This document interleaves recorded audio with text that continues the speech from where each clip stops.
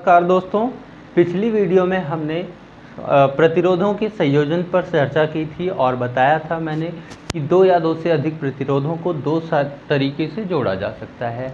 एक तरीका था श्रेणी क्रम, दूसरा था समांतर क्रम, जिसमें हमने श्रेणी क्रम के बारे में बात की थी और बताया था कि श्रेणी क्रम में जब प्रतिरोध जुड़े होते हैं तो उनका कुल प्रतिरोध यदि हमें ज्ञात करना हो तो उसका जो फार्मूला आता है R is equal to R1 plus R2 plus R3 plus dash dash dash, यानी कि जितने भी रेजिस्टेंस होंगे सबको हम इसी क्रम में जोड़ सकते हैं। ठीक है, आइए आपको बता देते हैं। यदि आपको ये परीक्षा में पूछा जाता है तो आप लिखेंगे कैसे, लिखने का तरीका आपका क्या होगा, ये आपके लिए बेहद इम्पॉर्टेंट है। सबसे पहले हम मान लेते हैं कि माना 3 प्रतिरोध R1 R2 R3 हैं। माना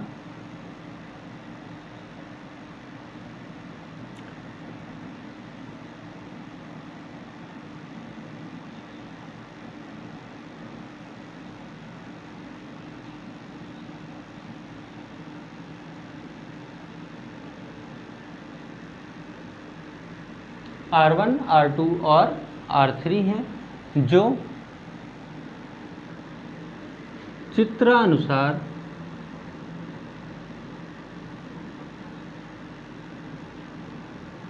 श्रेणी क्रम में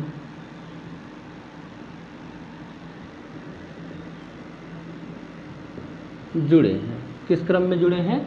श्रेणी क्रम में जुड़े हैं। आइए चित्र बना लेते हैं।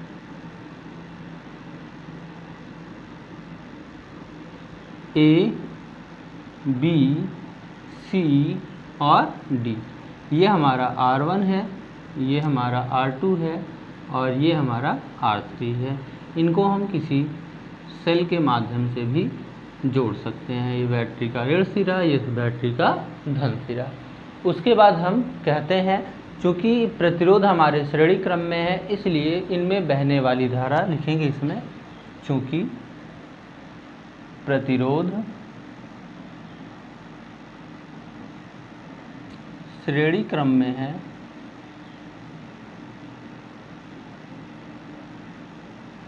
इसलिए इसमें बहने वाली धारा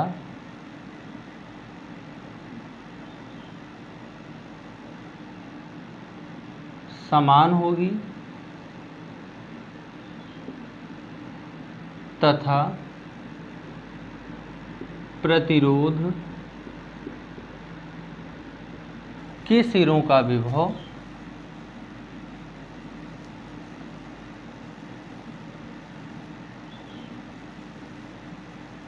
भिन्न भिन्न होगा।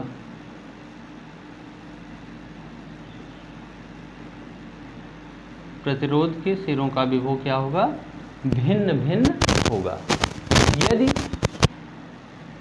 यदि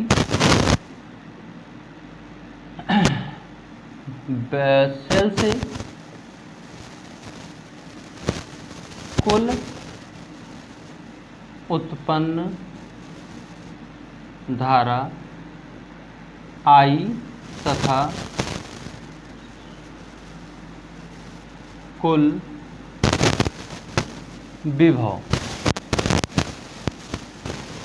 भी है तो यदि सेल से जो उत्पन्न धारा है वो कितनी है? I है और सेल के सिरों का विभव कितना है? V है। तो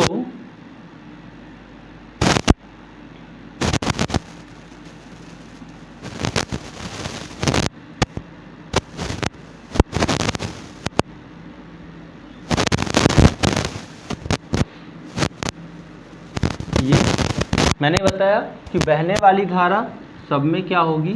एक बराबर होगी, I और I। लेकिन क्योंकि यहाँ पे मैंने ये भी बताया कि धारा तो समान होगी लेकिन विभव क्या होगा? भिन्न भिन्न होगा। तो मैंने यहाँ पे दिखा दिया, पहले का विभव V1 है, दूसरे का V2 है और तीसरे का विभव V3 है। तो यदि इन प्रतिरोधों के सिरों का विभव V1 V2 और V3 है।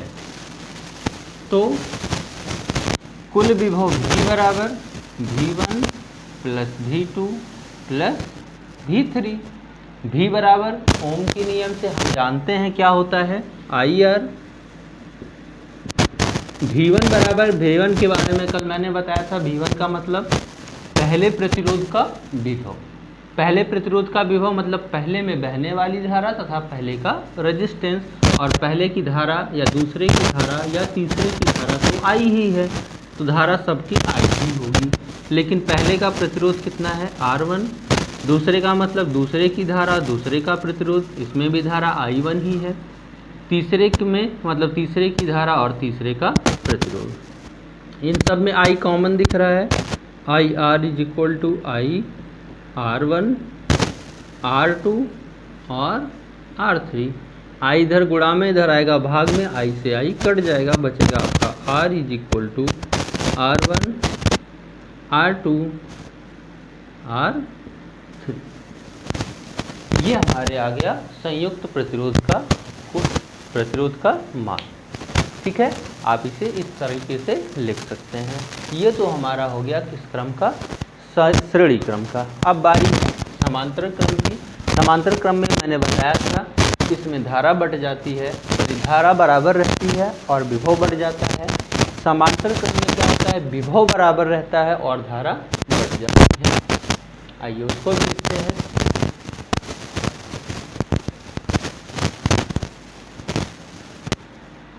इसमें क्या मानेंगे कि माना 3 प्रतिरोध R1 R2 तथा R3 हैं, जो चित्रानुसार समांतर क्रम में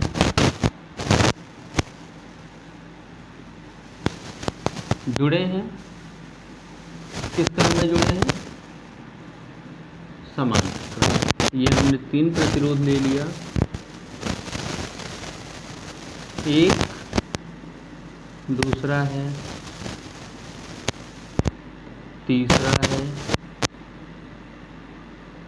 ये तीनों को जोड़ दिया। पहले का प्रतिरोध R1, दूसरे का R2 और तीसरे का R3। इन्हें एक बैटरी या एक सेल के माध्यम से जोड़ देते हैं। इनके सिरों का विभव इस बार मान लेते हैं, अगर बैटरी का विभव V और बैटरी से बहने वाली धारा I है, तो इस बार धारा सबको अलग अलग मिलेगी। इसमें बहने वाली धारा मान लेते हैं I है, इसमें I2 है और इसमें I3 है, और इनका विभव तो वही पुराना सबका बराबर होगा। सबका विभव क्या होगा, समान होगा, और इनमें बहने वाली धारा क्या होगी, अलग अलग होगी। आपको यही बात लिखना भी है, क्योंकि ये प्रतिरोध समांतर क्रम में है, इसलिए यदि बैटरी का विभव भी है तो इनके सिरों का विभव एक समान होगा। लेकिन यदि बैटरी से निकलने वाली धारा I एम्पीयर की है तो प्रत्येक में बहने वाली धारा का मान अलग अलग होगा। मान लेते हैं पहले में बहने वाली धारा I1 है, दूसरे में I2 है तथा तीसरे में I3 है। तो कुल धारा